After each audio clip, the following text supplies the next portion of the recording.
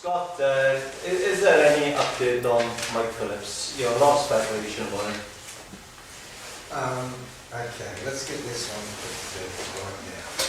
Well, the competition with Mike Phillips after continued requests on different, a variety of ways from Mike over the last 18 months. We've agreed to let Mike go as soon as he can find another club. How do you feel about that? Look, I think it gets to the stage where we're an organisation around anyone who doesn't want to be here. We'll move on. Yeah, but you're disappointed. Look, it's the modern player. It's sadly that's the way the sport's going, and I'd rather have people there just wanting to be here. It's pretty simple.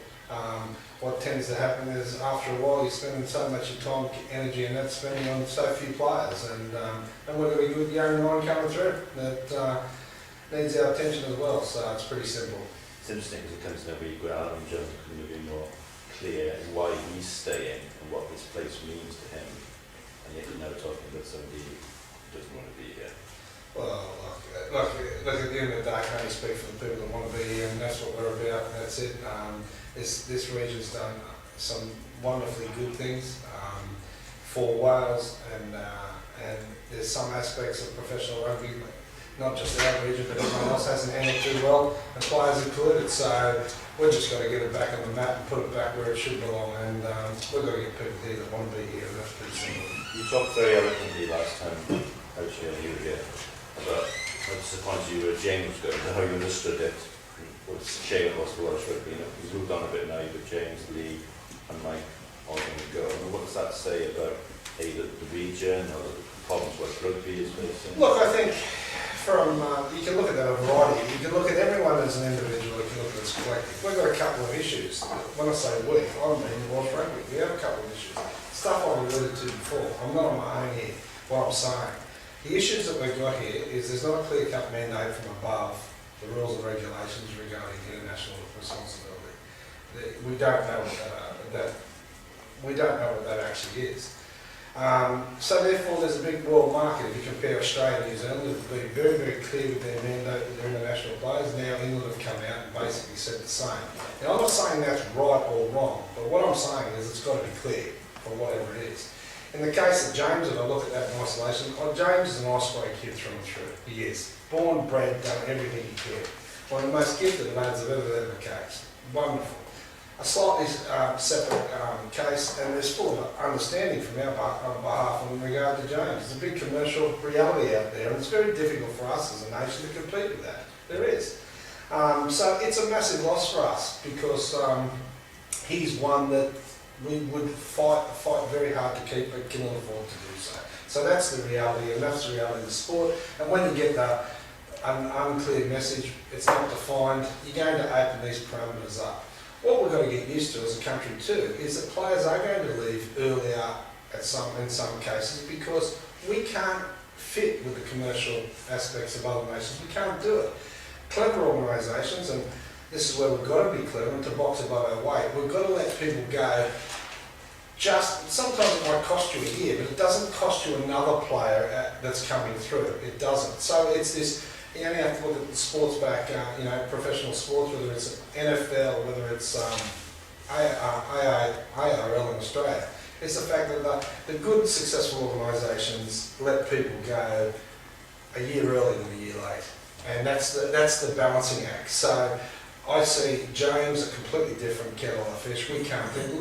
Lee's coming to the top end of his career. He's coming, like that. And so, therefore, we've got to balance the need. Yeah, we could use Lee, a wonderful player that he is. But a year later, a year early is a real big thing for us. And we have a duty and an obligation for this area. And there's financial realities as well. So we've got to balance all that off, and at the end of the day, we've got to do what's in the best interest of the business. And that may cost us a year, but it may cost us 10 years. Do you know, it's a perception the Ospreys team is breaking up? Well, the perception may not be reality. I mean, there's also a lot staying.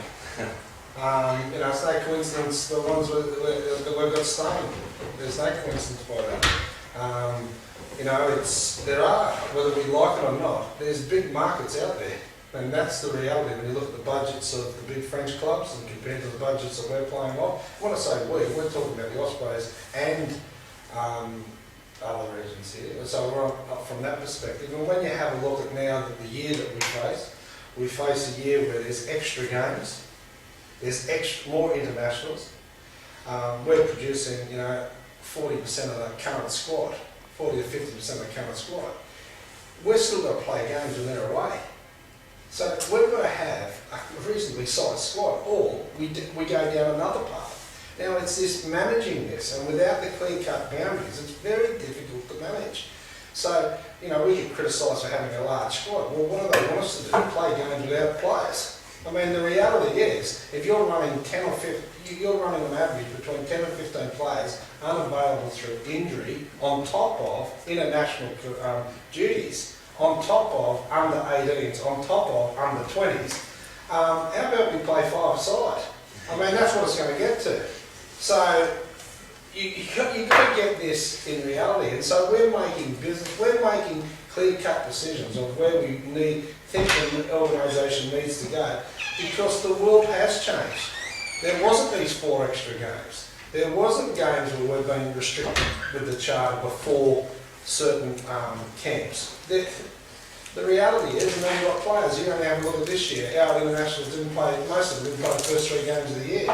They didn't play the first 2 games before autumn. They don't play the game the other side. It's a balancing act. You're looking at them missing up to 12, 13 games a year. Now, boys, the world's changed.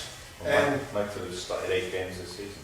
Well, boys, the world's changed. And that's what it is. And when you're talking the financial commitment that we get, without the clarity of are they or are they not available, until the mixed messages are clear and there's no more mixed messages, we're going to have to make some commercial decisions. And that's fact. Because at the end of the day, we've got commitments to the competition. And we've got commitments to put a team out. If half the comments, which I think come from via Pete to me about our squad, the many we've got, we'll play 5-a-side, boys. We'll play 5 against 15. It ain't reality. So, what's Mike said to you about why he wants to go? Is it as simple as It gets to the stage. It gets to the stage, mate. If someone just brings it up once or twice, it's fine. You just move on. If a person says it more than twice, it's the 80% rule. I'm spending too much time on it. But why? What reasons has he given for bringing it up? Mate, you'd have to ask him. I'm not going to sit here and tell you those things. Was it a tough decision, start to let him go?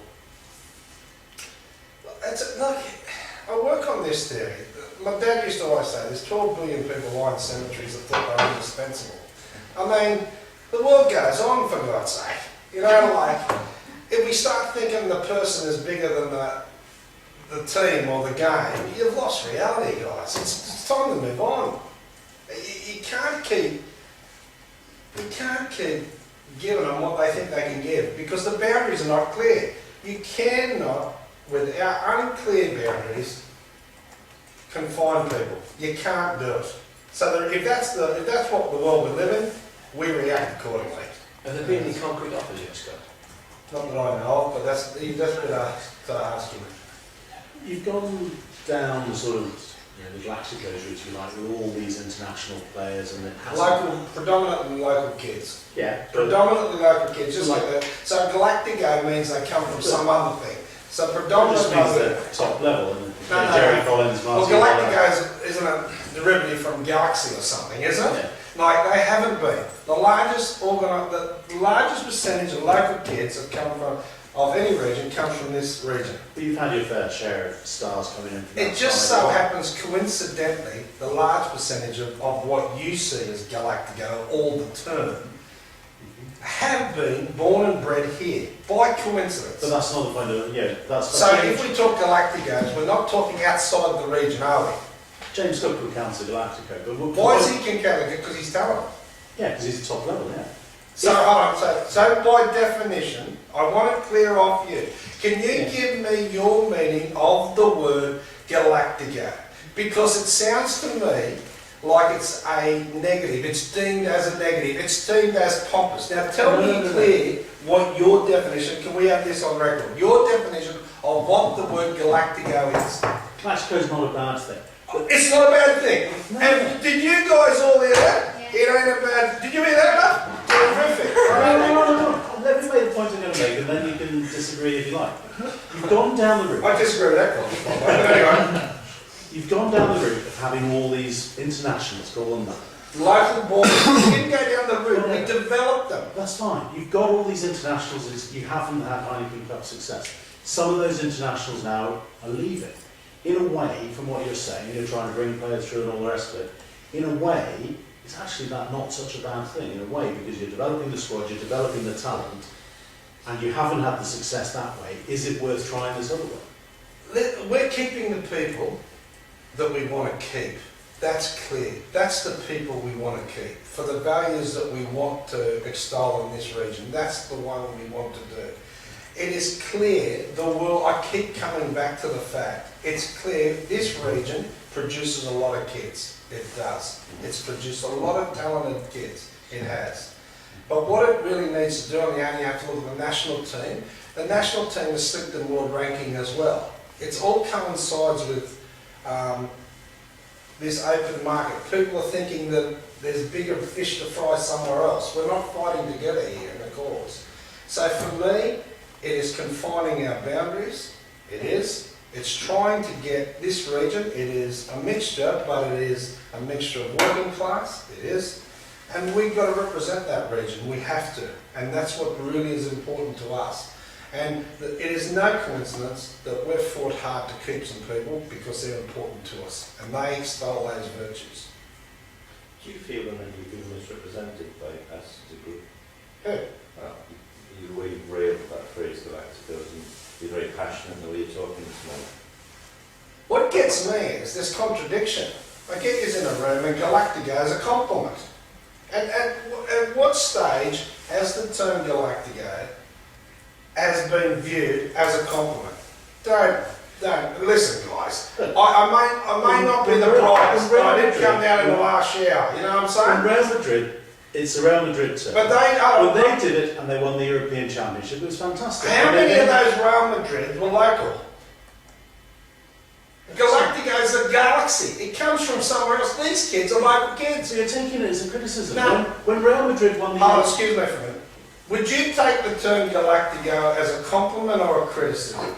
When you're producing them yourself. When Real Madrid won the European Cup, no one was complaining, were they? When Zidane scores the goal that wins them the European Cup, Galacticos are good. Because they're brought in from the galaxies, basically. Then, when they don't do a defence and they start falling apart. You're going to two-stroke in a minute. You know what two-stroking is? It's ba ba ba ba ba. You're going to nearly start, for Christ's sake. It is hypocrisy of the greatest order. These kids are local kids. The highest percentage of any region derives here. That's what international players come from here. They do.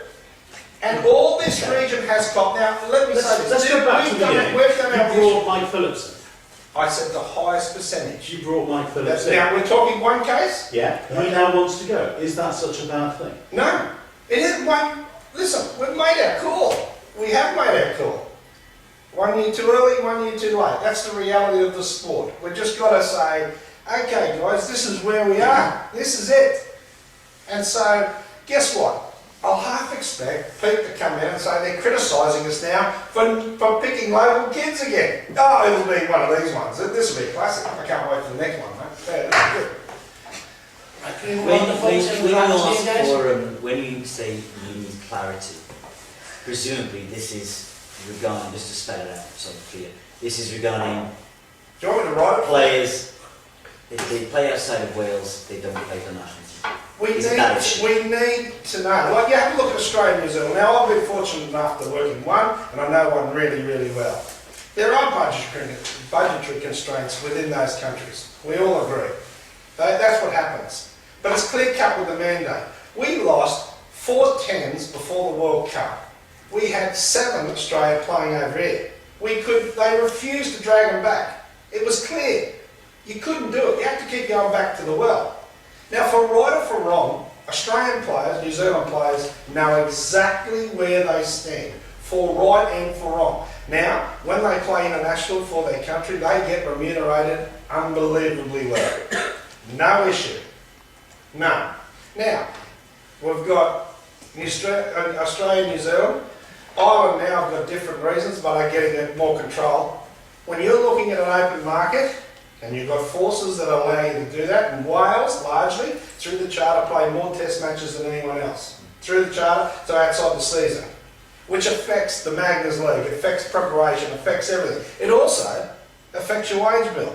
Now, no one's decrying the player to get these rightful pay. No one's doing that. But it's got to be clear cut.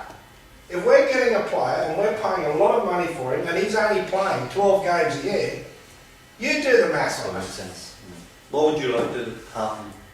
It's got to be clear. It's got to be clear. That's what I want. I want absolute clarity, because if you can't be half pregnant, boys, you can't be. You can't say there's only 6 international players in a squad of 45 when it's an open world.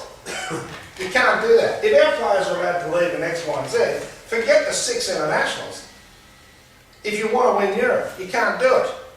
Because you've got all your best players playing in France, whatever, you can't do it. So you're the overseas limit increased. Or clarity the other way. No half pregnant. So what you're saying basically is if you play abroad, you completely relinquish your right to make international rugby. No. I keep coming back to clarity. What the decision is. I believe, if you ask me my personal belief, what's in the best interest of Welsh rugby, players get, for their test match, get really well remunerated. No doubt. I've spoken about top-ups, I've spoken about that before. If they're really vital, if Ireland lost Dave Driscoll in the prime of their career, they would have really hurt if he was playing in Ireland. I believe the players should be paid and remunerated according to their test status in this country. That's what I do believe. But when you put the onus purely on the regions, without defined boundaries of what that is, and you're trying to compete, if we use James Hook, and we're trying to compete with the demands of James Hook, knowing full well that we're only getting James for 13 games or 14 games a year, it's really hard to us to justify the commercial aspects of that. Where James in that is a really integral part of Welsh rugby. For Wales to move on and compete and box above their weight, they need these people here day in, day out. That's what they need them to do. They should be remunerated accordingly. But at what expense does the burden of that come on the region? So you're calling You're central unions confidence. football. No, I'm not. You are. No, listen to me. I'm glad you say that. I am not talking central contracts. I am talking top-ups. I am talking that, just like in Australia, they go and play for their regions, but the governing body pay the worth for their test matches. Oh, so like cricket is a central contract. They pay, they're not central contracts. Yeah, I'm using central Yeah, contracts. but in cricket they're employed by the county, but get top Yeah, ups. yes, and that's what I'm arguing. Right. For the good of this country, we have to have these people. It's no good having your elite performance. You have a look at autumn next year. They're playing tests outside the window. They are. They will. Every year we play tests outside the window. Fourth game. Yes, the 4th game. You ask, and properly, and right, if I'm wearing a Welsh hat, I demand this as a coach. I want a 2-week window of leading. That's what I'd want, to compete against the best. That's what I want. You're not going to get that if they're sitting in France, if they're sitting across the ditch. You're not going to get that. So you're going to have players miss these games. Now you can say what you like right in their contract. No person, he pays the piper, calls the tune. If the French clubs are paying the money, guess what? They're playing in France. This ain't rocket science, boys.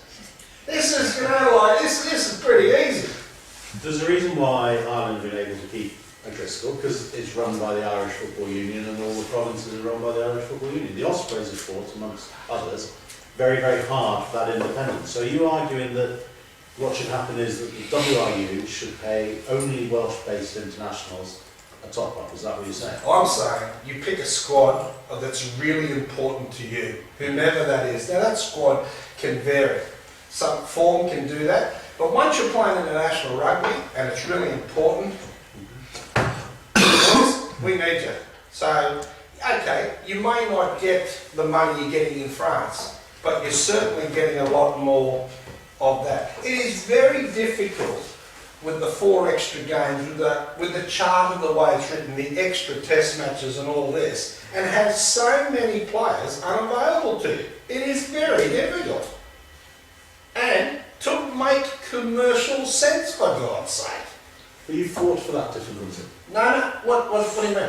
Before you were here, Scott, when it first, I didn't fight for it. when they first created the regions, Yeah. the likes of Mike, not just Mike, Lady Samuel when he was at the Celtic Warriors, all of these like Peter Thomas, they fought tooth and nail to retain all of that independence over their players. Listen, can you not misquote me? 3 things I hate in life: misquoted, misrepresented, and hypocrisy. So they're the 3 things I hate.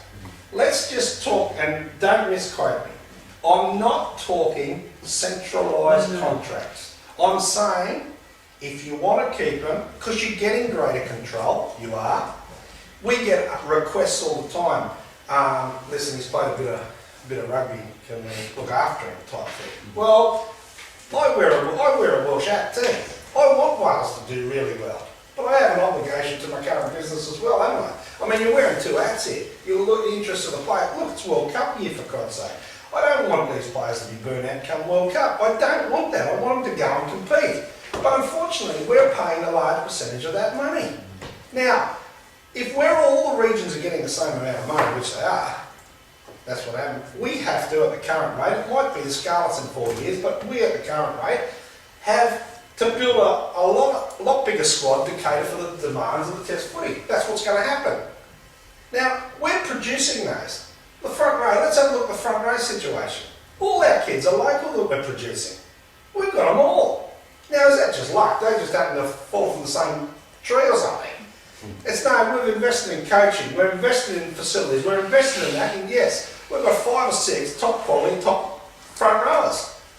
But if you can take them all at the one time, but we don't get remunerated for that development. So less onus on the regions and a little bit more Or on pay the regions for their success and getting them to the top. Scott, Hey, is that Jason, the last Jason, question? we just- Question, No, yeah. we've got to Is move that on, the- guys. is that the We have to last move question? on. We have to I'm move on. enjoying this. We have to, time is running away. We've got to move on. Can we focus on the Dragons game now, please? We're going to have a couple more minutes with Scott. Let me ask about the Dragons, and it's kind of linked in. You got a minimum of 3, maximum hopefully 5 games left this season. Do you envisage Mike playing again for you, or is? Yeah, he'll be played if needed. No issue. He's part of the selection process. So from that point of view, he'll be treated that. On Friday? I'm really happy with that, Mike.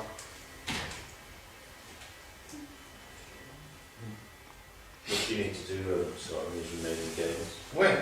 All of them to get what you want? No, I think that look at the edge over. Look, it's like these so-called experts get. You know, the fact that you forget people play each other. So there can usually only be one winner, except when it's a draw. So the reality is, yeah, we'd like to get through and win our 3. I think there's probably enough that we could get away with 2, but that's been a negative. We would have to, and that's what we're trying to achieve. Especially for a home tie, I guess. Yeah, I hope so. Yeah, there's no issue. how important is that one time for a semi-final? Look, I'd love to sit here and say it's really important, but the reality is I think we did pretty good last year without it. I mean, we had a run after Biarritz when we went away, and we took the 3 big Irish provinces on, and Ireland, we did that too, and did pretty good. Come away with we lost the game by a couple of points, but other than that, we beat Munster away, and we beat Ulster with bonus points away. I think that whilst it is nice to have, I think the world's changing a bit in this competition. We seem to be playing everyone all the time, so you get used to it, isn't it? I mean, it's important, but it's not insurmountable. You've got a really bad record against the Dragons. You've only ever once won a rugby parade. You've lost 3 of the last 4. Is that relevant? Is there an explanation for that? I think the galacticos were late coming down a few times. You know, we didn't arrive until an hour or so before kick-off. That's probably the issue. I think, look, at the end, look, it's difficult. They're a tough team. People forget that. They're a tough team. They've played the whole year with largely the same roster. They get continuity of performance. That's what they do. And they've got some really good underrated players, and we're well respected. And they're a team that really loves playing at home. So, I think they've done pretty good there. So they're not an easy team to beat. I thought Munsters were beaten there. The big sides all seem to have difficulty beating them there. So we're not at home there. You peaked last season at exactly the right time in terms of Magners. You probably played arguably your best performance in the final. How do you see yourself now compared to where you were a year ago in terms of that progress? Well, I think we went through a really good period through probably February with a different group of boys. Where, as I said after Europe, we haven't got this perfect yet. We've struggled with people coming back and acclimating, if you like, back into our game. We just haven't got that balance right. We always go through this period, and we're just, as a coaching team, trying to find that balance. That's what we're trying to find. I'm sure when we all click and we all get, and that's why it's been hard even selecting. We're trying to find a balance that is rewarding the people here, but not punish the people away. It's a very fine line. If you've been selected for your country, we don't want to punish you, we want to reward you too. So it's this real fine line that we're in, which is taking up a great deal of our time. And if it clicks and we get across the line, we get a bit of confidence, we're in a pretty good state physically. So therefore, if we get that part right, we'll be fine. And it's that real fine balancing act of which we're trying to achieve. And ask me after Saturday or the following week and I'll be a bit clearer with that answer. Clarity. Yeah, absolutely. Any injury concerns for you? JT, probably. JT's been an issue. He hasn't been right for the last couple of weeks. We're just trying to find out the origin behind the injury. We'll go out and have a fitness test today, but he's probably our biggest concern. What's his injury like? Hamstring, but we're not sure exactly where it's attached to. When I say that, sometimes the hamstring comes out of one area, but it could derive from another area. So we're just trying to get to the bottom of it. He's improving all the time, but it's such a who knows situation, don't we?